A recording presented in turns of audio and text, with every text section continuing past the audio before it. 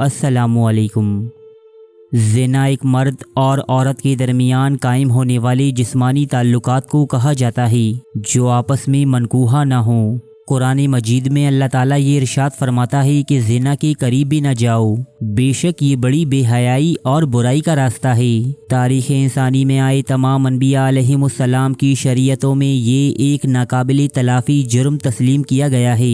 دین اسلام کے مطابق یہ اتنا بڑا گناہ ہے کہ اسے اگر کوئی شادی شدہ مرد یا عورت کرے تو اسے زندہ رہنے کا حق نہیں۔ زنا کے مجرم کو کسی قاتل کی طرح ایک ہی وار میں قتل نہیں کیا جاتا، بلکہ اسی سزا کے طور پر پتھر مار مار کر اس کی زندگی کا خاتمہ کیا جاتا ہے تاکہ وہ معاشرے میں نشانی عبرت بن سکے۔ دوستو، آج ہم بات کریں گے اس گناہ کبیرہ کی تاریخ پر کہ دنیا میں زنا کی ابتدا کب اور کیسے ہوئی۔ وہ کون بدبخت تھا کہ جس نے دنیا کا پہلا زنا انجام دیا اور لعنت و ملامت کا مستحق ٹھہرا؟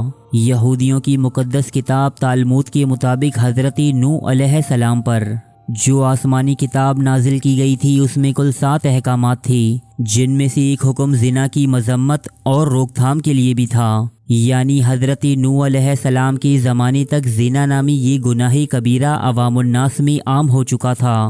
زنا کے موجد کے بارے میں جاننے کے لیے ہمیں انسانی تاریخ کے ابتدائی دنوں میں جانا ہوگا۔ یہ اس وقت کا ذکر ہے کہ جب حضرت حوا کے بطن سے ایک لڑکا اور ایک لڑکی پیدا ہوتے تھے۔ اس دور میں رائج شریعت کے مطابق ایک ساتھ پیدا ہونے والے لڑکے اور لڑکی کا نکاح دوسری مرتبہ پیدا ہونے والے لڑکے اور لڑکی سے کر دیا جاتا۔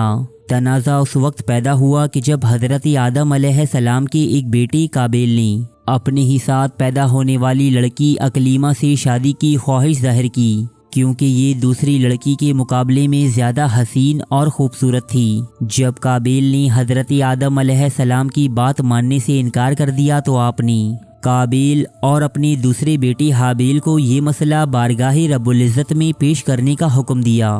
حابیل اور قابیل دونوں بھائیوں نے اپنی اپنی قربانیاں اللہ کے حضور پیش کیں، جن میں سے حابیل کی قربانی کو شرف قبولیت حاصل ہوا جبکہ قابیل کی خواہش کو رد کر دیا گیا۔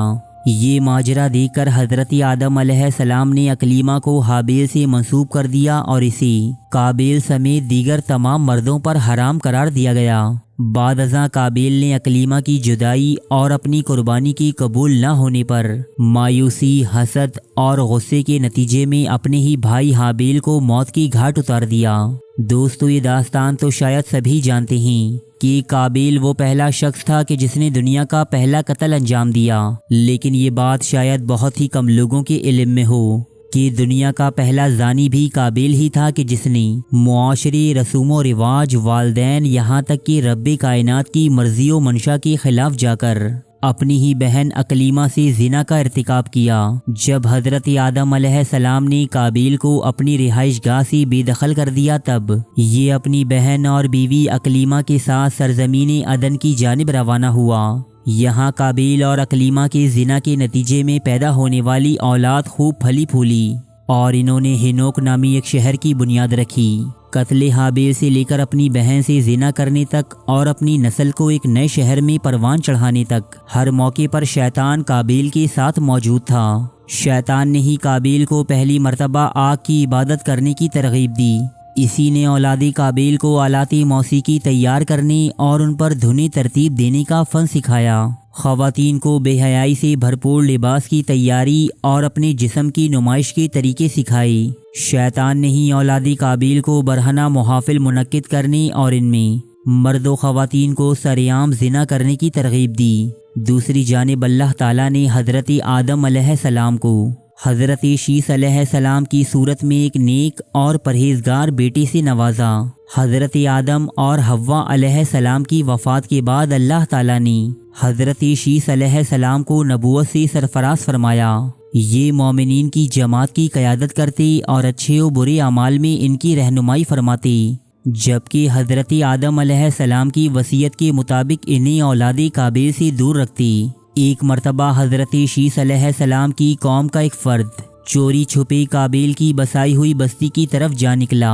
یہ اولاد قابیل کے لیے ایک تہوار کا دن تھا کہ جب آلات موسیقی بجائے جا رہے تھے، خواتین نیم برہنہ لباس میں رقص کر رہی تھیں جبکہ مرد انتہائی حسین و جمیل عورتوں کے ساتھ اختلاط میں مشغول تھی۔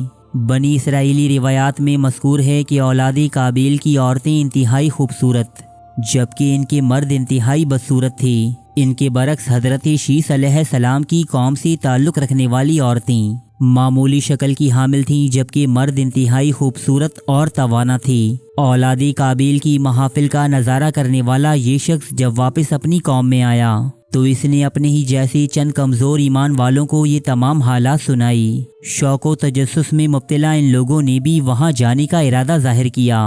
یوں رفتہ رفتہ حضرت شیث علیہ السلام کی جماعت کے لوگ اولاد قابیل کی حسین عورتوں کے فتنے میں مبتلا ہو کر یہاں سے ہجرت کرنے لگی اور شہر ہنوک میں جا کر آباد ہونے لگی۔ روایات بتاتی ہیں کہ حضرت شیث علیہ السلام کے تابع مومنین کی جماعت کی تعداد بہت ہی مختصر رہ گئی تھی جبکہ اکثریت اولاد قابیل کی بستیوں میں جا کر فسق و فجور اور زنا جیسے گناہوں میں مبتلا ہو چکی تھی۔ قابیل کی جماعت تعداد میں اس قدر زیادہ ہو چکی تھی کہ یہ لوگ اپنی بستیوں سے نکل کر حضرت شیث علیہ السلام کی جماعت یعنی مومنین پر حملے کرنے اور انہیں قتل بھی کرنے لگی۔ رب کائنات نے حضرت شیث علیہ السلام کے بعد حضرت ادریس علیہ السلام اور پھر حضرت نوح علیہ السلام کو اس قوم کی ہدایت کے لیے بھیجا، لیکن زنا کے نتیجے میں پیدا ہونے والی یہ سرکش قوم کسی صورت راہ راست پر آنے کو تیار نہ تھی۔ تب رب کائنات نے ایک سیلاب عظیم کے ذریعے اس پوری کی پوری نسل کو دنیا سے ناپید کر دیا۔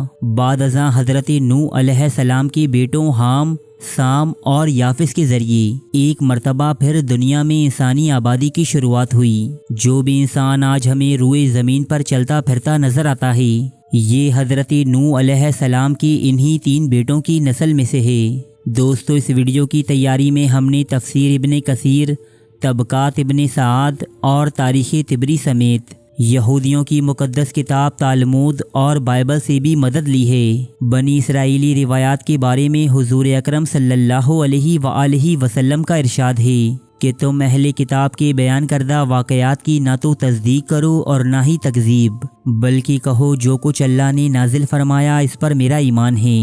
صحیح بخاری حدیث نمبر 4125۔